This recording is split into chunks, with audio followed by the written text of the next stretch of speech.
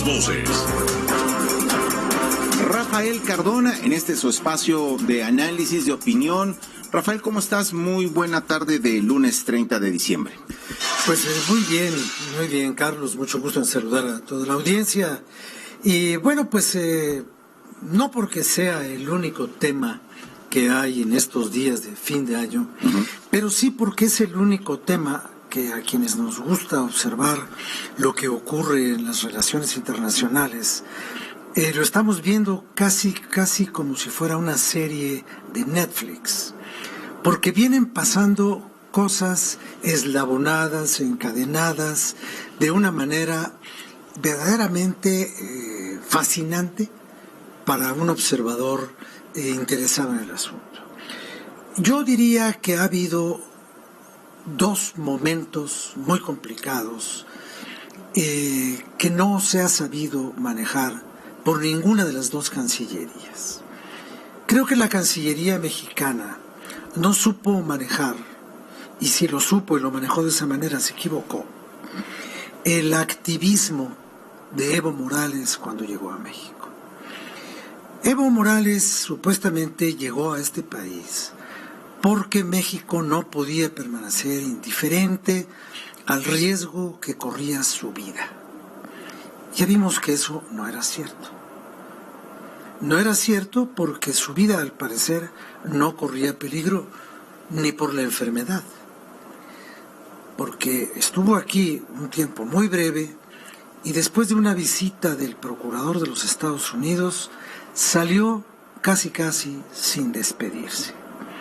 Porque quien se despide por Twitter, él no fue recibido en México con un Twitter, fue recibido con una alfombra roja y con las caricias en las mejillas, emocionado nuestro señor canciller.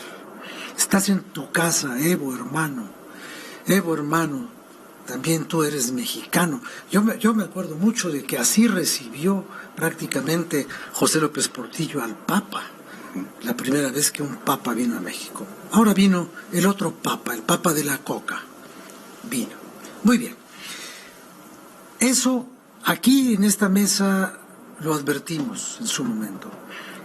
Permitirle y promover el activismo de Evo con actos oficiales del gobierno mexicano, como la declaratoria de huésped distinguido, entregarle el Museo de la Ciudad de México para que allí hiciera sus posicionamientos de retorno político inminente, era complicar la situación de los asilados que se quedaron en la Embajada Mexicana en La Paz. Era entregarle un pretexto al gobierno de Bolivia para que hiciera lo que hizo, que negar los salvoconductos. Hasta en tanto el gobierno mexicano no hiciera un pronunciamiento favorable a la legalidad del nuevo gobierno. Es un error decir que México reconoce o no reconoce a un gobierno. Si se invoca la doctrina Estrada, ese es el principio fundamental de la doctrina Estrada. México ni reconoce ni desconoce, simplemente mantiene o no mantiene relaciones con un gobierno.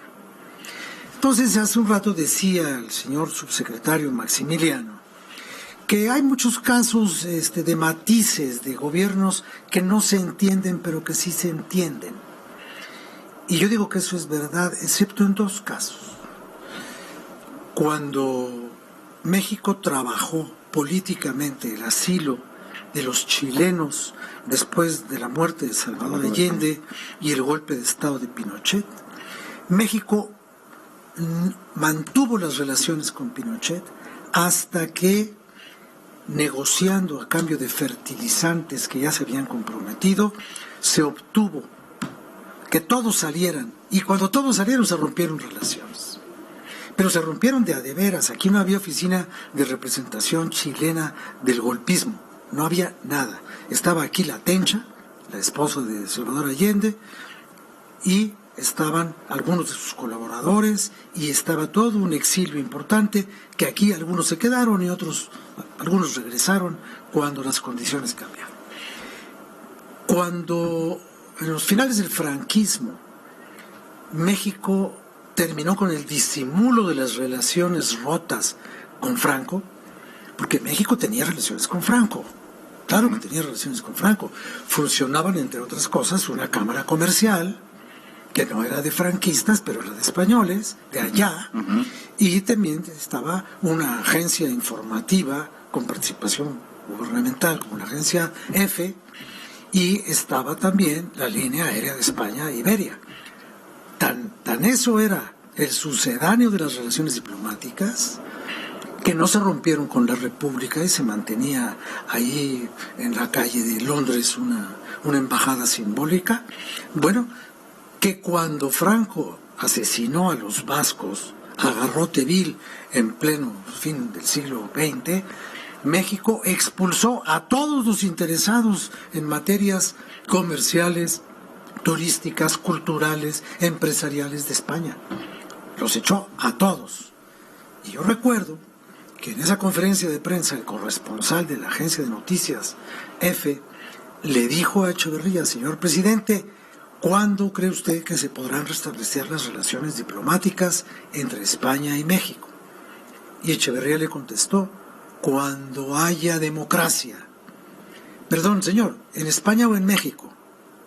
Ahí terminó la conferencia para ese corresponsal que se llamaba Miguel Higueras y que era andaluz de Andalucía. Bueno, entonces después de este paréntesis, ¿qué es lo que está pasando entre México y Bolivia? Pues está pasando que los bolivianos se siguen endureciendo.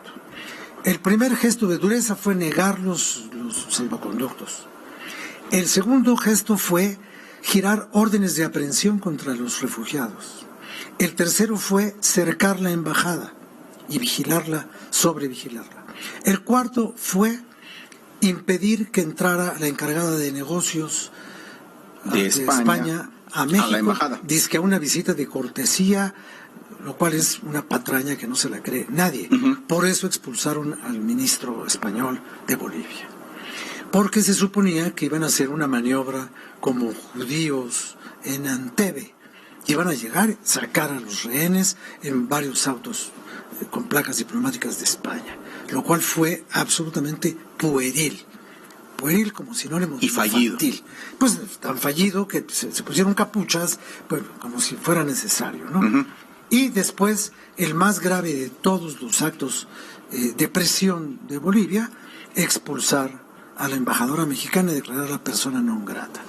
Ahora, ¿por qué el gobierno de México insiste en elogiar la trayectoria de la señora María Teresa? ¿Por qué? Por una razón muy sencilla. Ella ha actuado de acuerdo a los principios de la Constitución mexicana en materia de política exterior. Es lo que dice el comunicado de hoy de la Cancillería. Y dice que ella también, en el tuit que mandó Marcelo Ebrard, que ella ha actuado con respeto al derecho de asilo. ¿Por qué le dicen que ella es una diplomática excelente, que ha actuado de acuerdo a principios? Para que se caiga la acusación de que había conspirado con los españoles para sacar a los asilados por una vía no ortodoxa, brincándose la negativa del salvoconducto oficial. Ahora bien, al mantener, como falsamente dice la Cancillería, la embajada mexicana operando con normalidad, estás reconociendo que el gobierno que tú calificaste de golpista permite la normalidad de la vida pública y de la vida diplomática en Bolivia. Entonces, es una manera muy indirecta, si tú quieres, de estar negociando con ese gobierno, al cual no le puedes dar un reconocimiento formal porque hay un tiquismiquis jurídico. El Congreso de Bolivia no ha aceptado la renuncia de Evo Morales. Entonces, todo está sostenido con alfileres. Nada más que los bolivianos, que están muy enojados y muy desesperados, están arrancando todos los alfileres y jaloneando todos los telones. Pero, ¿qué es lo único que México puede esperar? Lo que México puede esperar es que la presión internacional, que ya se manifestó en cuanto al gobierno de los Estados Unidos y el gobierno de España, apriete y apriete y apriete a los bolivianos Y a lo mejor nosotros no tenemos nada por lo cual intercambiar a los asilados. Pero otros sí podrían obligarlos a que salieran para que hubiera una normalidad en las relaciones entre México y Bolivia. ¿Qué le importa, por ejemplo, al gobierno de Estados Unidos la relación de México y Bolivia?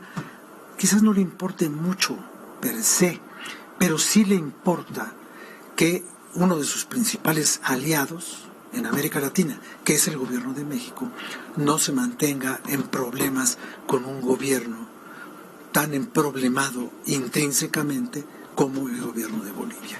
Y ya le dejaron la papa caliente a los argentinos, pero los argentinos están acostumbrados a ese tipo de cosas. Y en el peor de los casos, bueno, pues si no dan los salvoconductos, mira, a Aya de la Torre lo mantuvieron en una embajada 6 años sin entregarle un salvoconducto para que se pudiera ir a su lugar de asilo. Así es que vamos contando. Así que pues, no creo que llegue a tanto, pero sí México tiene que actuar con una gran habilidad diplomática, porque este asunto no se puede quedar así demasiado tiempo. Y la renta, ya se nos venció la renta. 31 de diciembre tenemos ya, pendiente mañana el tema ya de no tenemos, pues va a ver si nos hacen una prórroga los casatenientes.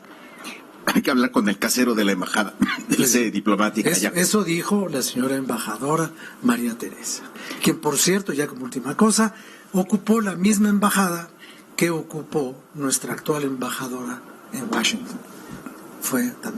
Ambas fueron embajadoras en Dinamarca.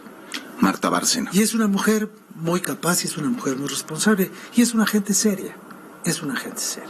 Muchas gracias, Rafael Cardona. Gracias, buenas noches. Muy buenas noches. Hasta el otro año.